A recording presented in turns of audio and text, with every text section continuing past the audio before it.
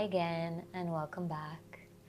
I wanted to discuss today the topic of the abandonment wound, but specifically relating to emotional eating or disordered eating, because there is a link between the abandonment wound and when we develop these kinds of tendencies and this kind of relationship with food, which is a reflection ultimately of the relationship that we have with ourselves and with our bodies.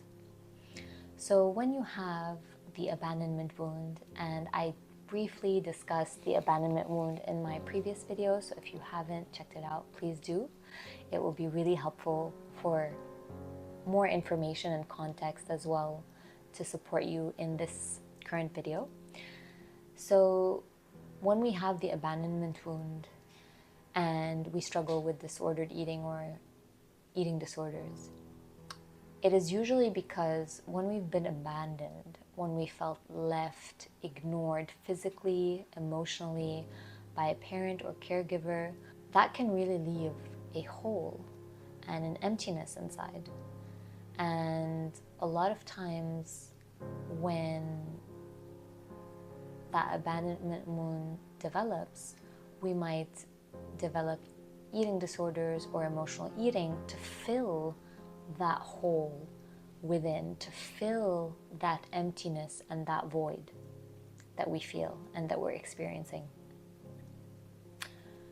And going back to the idea that your beliefs and your thoughts influence your influence your feelings, which influence your behaviors. Let's take an example of that specifically with the abandonment wound.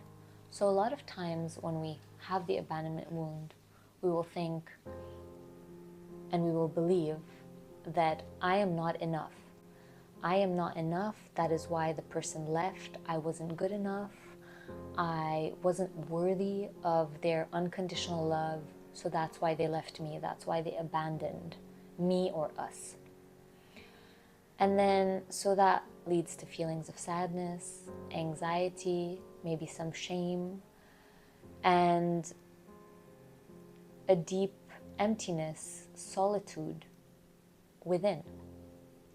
And so then the behavior is that I'm going to eat an emotional eat or binge eat to fill that emptiness inside, to fill that void, to fill that place where love should have been.